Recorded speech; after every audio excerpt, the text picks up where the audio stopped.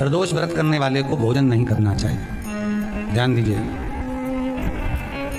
फलाहार करो, उसमें भी नमक का सेवन मत करो। प्रदोष व्रत में नमक का सेवन वर्जित होता है। कारण, क्या कारण होता है? उसका एक कारण माना गया है नमक की वर्जितता। जिस समय पर एक नगर में एक ब्राह्मणी रहती थी, बहुत भाव से सुनिएगा, प्रदोष व्रत नमक को त्यागने का भाव। प्रदोष व्रत की किताब में भी मिल जाएगा आपको, आप पढ़ेंगे तो सुना होगा आपने। एक ब्राह्मणी रहती थी एक नगर में, उसका पति नहीं था, छोटा सा बालक एक साथ में रहता, छोटा सा बालक। अब ब्राह्मण के घर की धर्म पत्नी है, ब्राह्मण कर्मकांड करने वाला, पूजन करने वाला, पाठ करने वाला, अनुष्ठान करने वाला, पूजन करने वाला, मंत्र जाप करने वाला, भगवत भक्ति में डूबने वाला।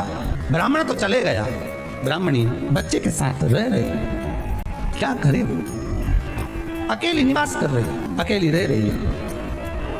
और ब्राह्मणी बच्चे के साथ भ्रमण करती रहती, घूमती, कहीं कहीं दर दर जाकर कुछ भिक्षा को मांग कर लेकर आ जाती। और भिक्षा लाने के बाद में उस भिक्षा को जब लेकर आती तो अपने बच्चे को भी खिलाती और स्वयं भी उसका पान करती। एक दिन ब्राह्मणी भ्रमण करते करते प्रदोष काल के समय पर शिव मंदिर में प्रवेश करी। प्रदोष काल के समय और शंकर मंदिर में जब प्रवेश करा, प्रदोष काल किसको कहते हैं? सूर्य अस्त हो रहा हो, रात्रि प्रवेश कर रही हो, दोनों का जब मिलन हो रहा हो वो प्रदोष काल कहलाता। दोनों का जब मिलन,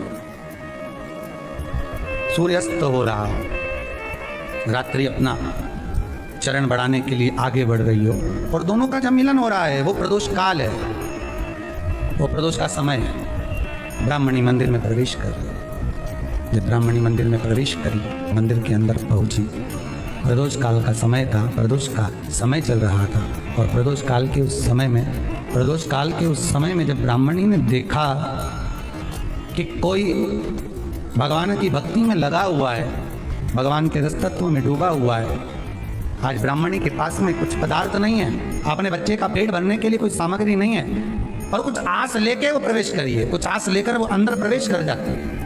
कोई ऋषि की पत्नी, कोई ब्राह्मण जन की अर्धांगिनी उस प्रदोष के समय पर शंकर का अभिषेक पूजन कर रही थी, भगवान शिव की आराधना कर रही थी, भगवान की भक्ति में डूबी हुई थी। जब भगवान शिव की आराधना में डूबी हुई है, आराधना कर रही है,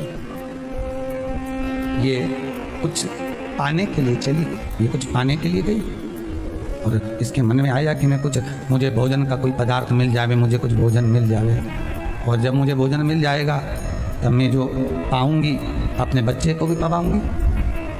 पर जिस मंदिर में वो प्रवेश करी थी, जहाँ पर नारी पूजन कर रही थी शंकर की प्रदोष काल में, वहाँ पर पड़ी हुई कुछ वस्तु को इस ब्राह्मणी ने मांग लिया। मेरे बालक को बहुत भूख लगी है, मेरा बच्चा बड़ा भूखा है, इसके भोजन के लिए थोड़ी सी सामग्री दे दीजिए, इसके भोजन के लिए थोड़ा सा कुछ रस तत्व दे दीजिए। उसने उठाया थोड़ा सा पदार्थ, कुछ जो उसके पास में था वो दिया। जब दिया तो देने के बाद जब उसे प्राप्त हुआ और होने के बाद में जब वो मिल गया उसको, तो उसने उस समय पर उस पदार्थ को जैसे ही मुख में लिया, लेते ही कहा इसमें तो स्वाद नहीं है, इसमें स्वाद नहीं है। उस ब्राह्मणी ने बड़ा सुंदर एक संवाद कहा। घर का जो बड़ा होता है ना, घर का जो बड़े होता है, घर का बुजुर्ग जो होता है, घर का जो प्रथम स्थल प्राप्त करने वाला, मेन कुर्सी पर अच्छी जगह पर जो बैठने वाला होता है ना, ब्राह्मणी कहती है वो कभी किसी वस्तु में ऐब नहीं देखता, मिनक नहीं निकालता। समाज के अन्नकूट होते हैं, समाज के जब अन्नकूट होते हैं महाराज, समाज के जब अन्नकूट होते हैं, बड़ी बड़ी समाजों में जब कार्तिक महीने में अन्नकूट महोत्सव होते हैं, बहुत सारा प्रसाद बनता है। जो बुजुर्ग होते हैं ना, बड़े समझदार लोग होते हैं ना, तो अन्नकूट की जब प्रसाद खाने बैठते हैं ना, उसमें नमक नहीं भी होता ना, तो नहीं बोलते कि इसमें नमक नहीं है। और जो हमने डोनेशन दिया है, जब तुम आए थे समाज वाले, तो हमने 1000 का लिफाफा दिया, 500 का लिफाफा दिया, 2000 का लिफाफा दिया, और भोजन ऐसा बनवाया। एक व्यक्ति वो जो खाकर चुपचाप चले गया, और एक व्यक्ति वो जिसने प्रसाद पर उंगली उठाई इन दोनों को अन्नकूट की तारीख पे इनका नाम लिख लो, और अगला अन्नकूट आए तब दोनों की दशा देखना।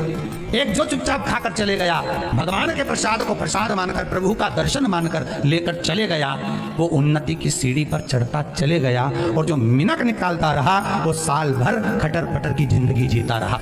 भगवान के प्रसाद में कभी भी ध्यान रखिएगा, भगवान के प्रसाद के अंतर्गत स्वाद की कोई मूलता नहीं होती। भगवान का प्रसाद स्वयं स्वाद है। भगवान के प्रसाद में नमक नहीं देखना, मिर्ची नहीं देखना, भगवान के प्रसाद में शक्कर नहीं देखना, भगवान के प्रसाद में कुछ ये नहीं देखना कि कितना माल डला, कितना घी, कितना बादाम, कितना काजू, कितना इलायची डला। हाँ, यहाँ तक शास्त्र कहता है कि भगवान का प्रसाद अगर बन रहा है तो उसकी सुगंध भी नहीं ली जाती है महाराज, यहाँ तक शास्त्र कहता है। जब तक भगवान उसको पानी ले तब तक उसका सुगंध भी नहीं ली। और कई कई जगह तो भगवान को प्रसाद अगर सूखा सामान हाथ में आ गया, इलायची कैसी है, मंदिर के अंदर जाने वाली है, भगवान को डालने के लिए लाओ यार, किसकी दुकान से आई इलायची बताओ, इलायची तो 25 बार सूंघा, हाँ अच्छी है, अब सूंघ लिया तो भगवान इसको स्वीकार करेगा क्या? अरे जम के तो बोलो, एक फूल तुमने बगीचे से तोड़ा और सोचा इसमें पहले मैं सूंघ लेती हूँ, इसमें स्वाद है कि नहीं, इस फूल में गंध है कि नहीं, इसमें सुगंध है कि नहीं, और फूल सूंघ लिया, उसके बाद तुम भगवान को देखो, भगवान स्वीकार करेगा नहीं। कई कई घरों में तो हंडी से दाल चलाती जाए अपने हाथ में डाल के। महाराज ब्राह्मणी ने जैसी मुख में लिया तो ये श्रेष्ठ नहीं है। जो ऋषि की पत्नी अंदर पूजन कर रही थी प्रदोष काल, उसने कह दिया आपका चेहरा बता रहा है कि आप ब्राह्मण की धर्म पत्नी हैं, पर आज आप दर दर जाकर अगर भिक्षा मांग रही हो, दर दर जाकर अगर भीख मांग रही हो, दर दर जाकर भिक्षा को मांग रही हो, तो इसमें आपके पति का दोष नहीं है, दोष आपका है, क्योंकि आप भगवान के प्रसाद में भी जो स्वाद देखी थी ना, ये आपका एक जन्म का नहीं है, ये ना जाने कितने जन्म का है। ब्राह्मणी के मस्तिष्क में बैठ गया, ब्राह्मणी के उस कहा ना वो बक्कल में नहीं अक्कल में बैठ गया कि ये स्वाद नहीं देखना। इसलिए प्रदोष व्रत के अंतर्गत ब्राह्मणी ने उस दिन से विचार कर लिया कि जैसे आप पूजन कर रही हो, जैसे आप अर्चना कर रही हो, जैसे आप आराधना कर रही हो, ऐसी आराधना, ऐसी पूजन, ऐसी भक्ति में भी करूँगी, ऐसी आराधना में भी करूँगी, हमें स्वाद नहीं देखूँगी। तो प्रदोष व्रत करने वाले को ध्यान रखना चाहिए कि नमक का सेवन ना करे, भोजन ना करे, फलाहार करिए, हल्का आहार करिए, प्रयास करिए। और यदि आपने व्रत का ले लिया भोजन का कि हम तो एक टाइम फलाहार करेंगे, एक टाइम भोजन करेंगे, ऐसा भी कई लोग प्रदोष ले लेते हैं, तो वह बात आपकी है, आप तक रखो, ठीक है, आपने ठीक है, बाबा आपकी मनोकामना पूर्ण करे, वो भी पाओ। अरे भगवान को धन्यवाद दो कभी कभी कि तूने अच्छे घर में पैदा किया, अच्छा परिवार दिया, अच्छा पति दिया, अच्छी पत्नी दी, अच्छे बच्चे दिए, अच्छा कुटुंब दिया, घर दिया, दुकान दी, जमीन जायदाद दी, शरीर अच्छा दिया, हाथ पैर आँख नाक मुंह सब बढ़िया दिया, एक के भी निपटा के नहीं भेजा तूने।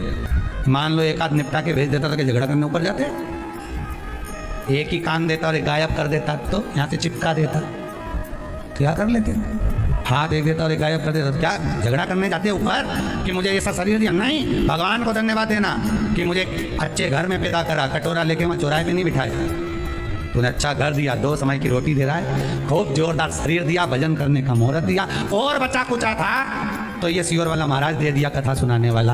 अब शाम के समय पर प्रदोष काल में बेलपत्री के पेड़ के नीचे, चाहे शंकर के मंदिर के दरवाजे पर या शिव मंदिर में, अगर आप प्रदोष के दिन दिया लगाते हो, सोमवार के दिन दिया लगाते हो, तो ऐसा कोई व्यक्ति नहीं जिसको मेरे देवाधिदेव महादेव मेरा विश्वनाथ भंडार नहीं भरता हो, खाली नहीं छोड़ेगा, दे देगा, भंडार भर देगा, कमी तो नहीं रख सकता, ये पक्का। पर तुम करना ही नहीं चाह, 2-4 सोमवार करो और उसके बाद के तो महाराज जी हमने तो करा था, हमको तो मिला ही नहीं, 2-1 प्रदोष करा तुम, अरे 1 साल करो, सारे दरबदर भी तो अपन ठोकर खा कर आए, इतना साल निकाला अपन ने, और 6 महीना 3 महीना 4 महीना भगवान से निवेदन तो करो, दिल से कहो तो सही, नी भंडार भरे तो बात दूसरी, एक बार बोलो तो। पर जगत के लोगों के सामने जाकर मत कहना, कहना तो देव अधिदेव महादेव से कहना। प्रदोष व्रत करने वाले को प्रदोष के दिन प्रयास करना चाहिए कि रात्रि के समय पर आधा घंटा, 10 मिनट, 20 मिनट जागरण करें। जागरण मतलब थोड़ा भगवान का भजन करें, भले 4-5 माताएं इकट्ठी नहीं हो तो अपन अकेले कर लो, अपन अकेले कम है क्या भाई, अपन कम पढ़े, आराधना अकेले करो, जागरण करो। जब आपकी 11 प्रदोष हो जाए, 26 प्रदोष हो जाए, तब उद्यापन करो। उद्यापन। 2 ब्राह्मणों को जोड़े से बुलाओ, ब्राह्मणों को जोड़े से बुलाकर उनके चरणों की पूजन कर कर, आराधना कर कर, सुंदर मंडप तैयार कर कर भगवान का, उसमें सुंदर रंगोली डालकर, मंडल बनवाकर पूजन करो शंकर भगवान की प्रदोष का। एक दिन पहले गणेश की आराधना करो, पूजन करो, और प्रदोष वाले दिन जो मंडल बनाए हैं पूजन अर्चना करने के लिए जो स्थान दिया है उसकी आराधना करो। खीर की आहुतियाँ दीजिए 108 बार। जो ब्राह्मण आए उनके माध्यम से मंत्रों द्वारा पूजन कराकर खीर की आहुतियाँ दीजिए शिव नाम। महाराज फिर ब्राह्मणों को जोड़े से भोजन कराकर, चरणों को नमन कर कर, दक्षिणा प्रदान कर कर, निवेदन कर कर ब्राह्मणों से कहें, हे ब्राह्मण देवता, आप हमें आशीर्वाद प्रदान करें कि जिस प्रदोष का हमने व्रत किया है उस व्रत का पुण्य फल हमें प्राप्त हो। ऐसा ब्राह्मण चरण को नमन कर कर, प्रणाम कर कर उनसे अपने मस्तक पर अक्षत छुड़वाएं, फिर नमन कर कर, भोजन कराकर विदा करें। शाम को भगवान का जागरण करें। ऐसे प्रदोष व्रत का उद्यापन कर अपने जीवन को सार्थक बनाएं। ऐसा सुंदर प्रदोष व्रत का व्याख्यान वर्णन स्कंद पुराण में करा गया। वही स्कंद पुराण का प्रदोष व्रत का वर्णन आपको शिव महापुराण के इस सुंदर संवाद में किया गया।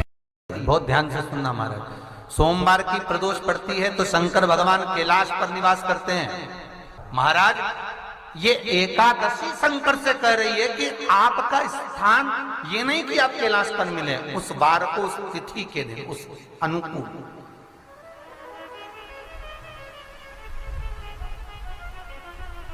हमारे यहां कहते हैं सोमवार की जो प्रदोष पड़ती है वो इच्छा पूर्ति करती है। ऐसी प्रदोषों का नियम वर्णन किया चाहिए। भगवान कहते ठीक है, तू थोड़ी देर खड़ी हो। एकादशी सम्मुख खड़ी हुई। पार्वती जी ने जिस अंगुष्ठ का जल पीने के लिए लिया था हाथ में, बस पीने ही वाली थी, शंकर भगवान ने वही हाथ में जल लेकर एकादशी के हाथ में उसको देकर कहा, ले, ये मेरे द्वारा निर्मित एक व्रत है जिसे त्रयोदशी के दिन तूने मांगा है, मैं तुझे देता हूं। आज इस व्रत का फल मैं तुझे प्रदान करता हूं। अब तू जिस जीवात्मा को लेकर जाएगी उसका पाप प्रबल नहीं होगा। किसी स्त्री, पुरुष, बालक, बुजुर्ग जो भी होगा जिसने प्रदोष का व्रत करा होगा, वो जीवात्मा को तू किसी फल की कामना से नहीं, स्वतः ही लेकर चली जाएगी। उसमें कोई कामना नहीं है। बन सके जीवन में 11 प्रदोष या 26 प्रदोष करने के बाद आप उसका उद्यापन कर कर विराम भी दे सकते। पर जीवन में एक बार प्रदोष का व्रत मौका मिले, जिस कामना से, जिस दिन का भाव आपके मन में आए कि मुझे रोग से मुक्ति पाना है तो ये प्रदोष मुझे करना है, मैं रोग मुक्ति के लिए, हम मंगल, जो भी आपके मन में आ रहा है, संतान प्राप्ति के लिए शनिचरी प्रदोष, आप उसका स्मरण करें। फिर लिखा शिव महापुराण में, बड़ा सुंदर लिखा वेदव्यास जी ने, मान लो आप प्रदोष का व्रत नहीं कर सकते, आप अगर व्रत नहीं कर सकते तो प्रदोष के दिन, प्रदोष काल में शाम का समय सूर्यास्त का कुछ पल, कुछ घड़ी के पहले से लेकर बाद तक का प्रदोष काल के अंतर्गत आप शंकर जी के मंदिर में जाकर 1 लोटा पानी, 5 बेलपत्र भी अगर समर्पित करते हैं तो संपूर्ण प्रदोष का फल आपके भाग्य में प्रबल हो जाए। जिस प्रदोष के दिन का आपको बधाई कल हमने दी थी कि प्रदोष की आपको बधाई हो, प्रदोष शाम का जो समय होता है, प्रदोष काल जो होता है, उसका वर्णन जब हम करते हैं, ये प्रदोष की पूजन का विधान किसने बनाया, ये प्रदोष की पूजन का नियम किसने बनाया, ये प्रदोष की संध्या काल का, प्रदोष के समय का पूजन का विधान कौन बनाया, ये प्रदोष के समय पर एक बेलपत्र चढ़ाने का विधान किसने बनाया, प्रदोष के समय पर एक समीपत्र चढ़ने का विधान किसने बनाया, प्रदोष के समय पर अगर मान लो कोई भिखारी से भिखारी व्यक्ति भी है जो ठेला चला रहा है, उसके पास में खाने के लिए कुछ नहीं है, फटे कपड़े पहन रहा है, उसकी जिंदगी में कुछ भी नहीं बचा और कर्जे में लदालूम हो गया, एक चावल का दाना अगर वो प्रदोष के दिन, प्रदोष काल में शाम के समय पर शंकर के शिवलिंग पर चढ़ा देता है तो 3 या 4 प्रदोष में उसका कर्जा चूकना प्रारंभ हो जाता है। प्रदोष का विधान। इतना ये प्रदोष का वर्णन करा किसने, इतना प्रदोष की महत्वता बताई किसने, कौन करे इतना वर्णन। अगर प्रदोष की महत्वता बताने वाला कोई है, इसीलिए मेरे शंकर भगवान माता सती को लेकर कुंभज ऋषि के यहाँ, अगस्त ऋषि के यहाँ कथा सुनने के लिए गए थे, क्योंकि उनके बराबर कोई शंकर के महत्व को बता नहीं सकता और प्रदोष के महत्व को नहीं बता सकता। सती मैया को प्रदोष का महत्व बताने के लिए शंकर सती जी को लेकर कुंभज बाबा के यहाँ गए थे, अगस्त ऋषि के, कि प्रदोष के महत्व को तो जानो सती, तुम प्रदोष के महत्व को तो सती जानो, तुम प्रदोष के महत्व को तो सती पहचानो कि प्रदोष का महत्व क्या होता है, प्रदोष काल का महत्व क्या होता है, प्रदोष के समय का महत्व क्या होता है। जिस समय पर सूरज डूब रहा हो, चंद्र प्रकाशित हो रहा हो, दोनों का मेल हो रहा हो, ना तो पूरा सूरज डूबा है, ना पूरा चंद्र आया है, ना पूरा अंधेरा है, ना पूरा उजाला है, उस समय को प्रदोष काल कहा गया, उस समय को प्रदोष का समय कहा, प्रदोष काल कहा। अब कई लोग हमसे कहते हैं, गुरुजी आप हमको प्रदोष का समय बताया करो कि प्रदोष काल किसको कहते हैं, प्रदोष का समय किसको कहते हैं। अब एक बात हम आप सबसे कहना चाहते हैं, जितने लोग आस्था चैनल पर सुन रहे हैं, जितने फेसबुक यूट्यूब पर सुन रहे हैं और जितने रेवाड़ी की इस पवित्र धरा पर कथा को सुन रहे हैं, आप सबसे एक बात कहना चाहेंगे, अगर हम समय देखकर बताएं आपको कि शाम को 6 बजे, 6:30 बजे, 6:30 पे लेकर 7:30 के बीच में ये समय है, या 5:30 से लेकर 6:30 तक का ये समय है, या हम तुमको बोल दें कि इतनी बजे ये समय प्रदोष काल का रहेगा या इतनी बजे ये समय रहेगा, तो देखिए कभी कभी ठंड का समय आता है तो दिन जल्दी ढल जाता है, कभी कभी गर्मी का समय रहता है तो दिन बहुत लेट ढलता है। इसलिए समय की गणना से मत चलो, आप तो ये अंदाजा लगाकर रखो कि दिन ढल रहा हो, अंधेरा होना शुरू हो रहा, सूरज डूब रहा हो, चंद्र प्रकाशित हो रहा हो, अंधेरा अपना काम कर रहा है, सूरज ढलता जा रहा है, दिन कम होते चले जा रहा है और अंधेरा थोड़ा बढ़ते चले जा रहा है। इन दोनों का जो मिलन का समय हो, अब वो कितनी भी बजे, आप तो बस उसके मिलन का समय निकाल लो, वही समय प्रदोष काल कहलाता है, वही समय प्रदोष काल करना। जब जब जिस महीने में जो प्रदोष पड़ा करे, जब प्रदोष पड़े, बन सके 1 बेलपत्र, बन सके 5 बेलपत्र, शमी पत्र, हरे मुंह, हरा मुंह बेलपत्र, एक कलश के अंदर थोड़ा सा पानी लेकर 1 बेलपत्र, हरा मूंग, शमी पत्र डालकर और उसमें थोड़ा सा गुड़ डालकर भगवान शिव का स्मरण कर कर प्रदोष काल में, मान लो कोई काम आपका बहुत जरूरी है, बहुत दिनों से आप थक गए हैं, नहीं हो रहा, कर्जा बढ़ रहा है, धन नहीं आ रहा, व्यापार नहीं चढ़ रहा, या कोई समस्या बहुत प्रबल है, कोई एग्जाम में बैठ रहे हो नहीं हो रहा, परीक्षा भी दे दी है, रिजल्ट आने ही वाला है, तो भी प्रदोष काल में, प्रदोष के समय वो जल, मूंग, समीपत्र और बेलपत्र और गुड़ का शंकर के शिवलिंग को समर्पित करना प्रारंभ कर दो। 2 या 3 प्रदोष करोगे, बाबा आपकी मनोकामना शीघ्र पूर्ण कर देगा। 2 या 3 करो। शंकर भगवान को प्रसन्न करना है तो 1 धतूरा, 1 चावल का दाना, धतूरा चढ़ाओ शिवलिंग पे, 1 चावल का दाना अशोक सुंदरी वाली जगह पर चढ़ा रहे हैं, हाथ रखो चावल के दाने पर और शिव जी से अपने मन की बात प्रदोष के दिन, प्रदोष काल में, शाम के समय चंद्रमौलेश्वर महादेव का नाम लेकर कह दो। 3 महीना तो जाने दो, 3 दिन में वो बाबा मुराद पूर्ण करना प्रारंभ कर दो।